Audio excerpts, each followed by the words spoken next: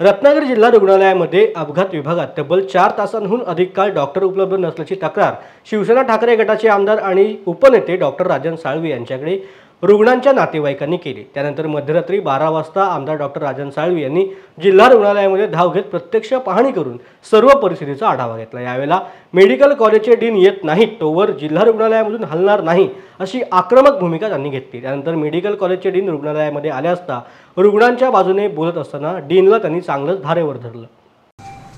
त्याला आता योग्य ते उपचार न मिळाला तो माणूस मृत्युमुखी पडलेला आहे। असं काही असू दे निमित्त तुम्ही जात ना, पण आता किती तास डॉक्टर साहेबांना इथे 9 ते आता 11:30 आता तुम्ही ऑर्डर फोन केल्यानंतर आला तुम्ही